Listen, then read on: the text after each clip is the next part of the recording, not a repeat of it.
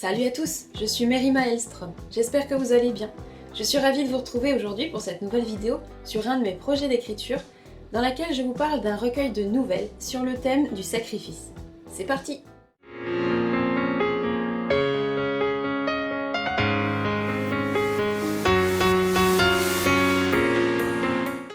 Tout est parti d'un appel à texte en 2016, organisé par la maison d'édition Reality Inc., qui ne publie que des formats courts.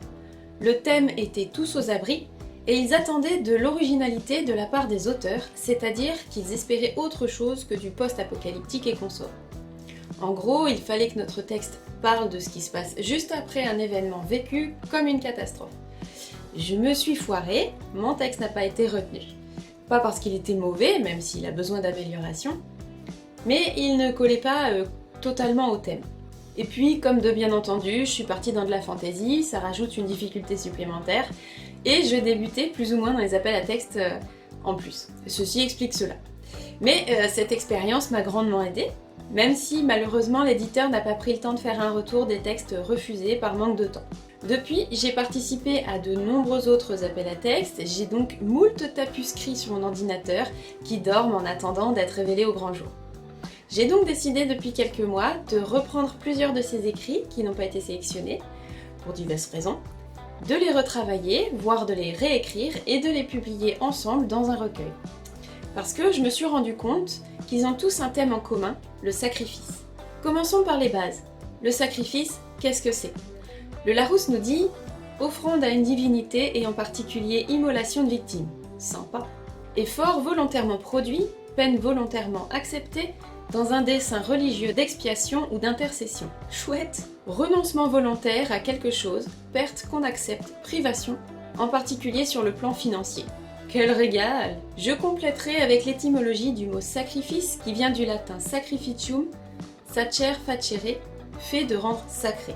Il y a donc à la base une forte connotation religieuse ou spirituelle. Alors dans aucun de mes textes il n'est question de religieux, mais je tenais seulement à rappeler que le sacrifice, comme son nom l'indique, a toujours quelque chose de sacré.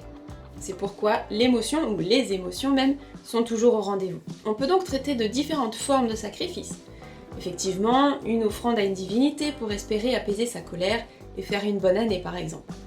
Cela peut être quelqu'un qui renonce à ses rêves pour le bien de sa famille. Je dis pas que c'est une bonne ou une mauvaise chose, juste j'énonce des faits. Il peut s'agir aussi d'un personnage qui s'offre délibérément en sacrifice pour sauver quelqu'un d'autre, etc., etc. Je précise que je n'ai absolument pas réfléchi à l'avance, que je me suis pas dit « Ah tiens, si j'écrivais sur le sacrifice », c'est à la relecture, en combinant mes textes les uns à la suite des autres, que j'ai décelé une redondance et que j'ai pris cette décision de créer ce recueil. C'est souvent comme ça, les thèmes pop peu après, une fois que vous n'avez plus le nez dans votre texte, après avoir laissé passer du temps. Et donc, il y aura quoi dans ce recueil? Eh bien, il y aura un prince guerrier qui offrira sa vie pour sauver son peuple.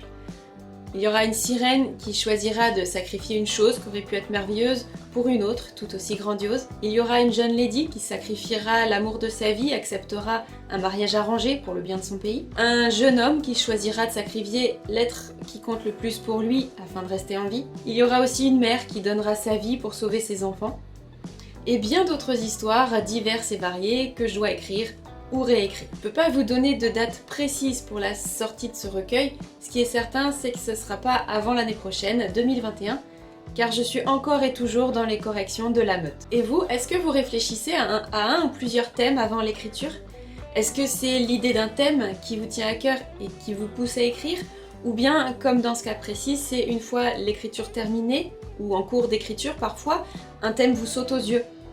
Répondez dans les commentaires, ça m'intéresse. Sur ce, merci d'avoir regardé cette vidéo. Si celle-ci vous a plu, n'hésitez pas à mettre un pouce bleu, abonnez-vous et cliquez sur la petite cloche. Vous pouvez également vous rendre sur ma page Tipeee pour soutenir mon travail. Et je vous dis à samedi pour une vidéo chronique. Bye bye!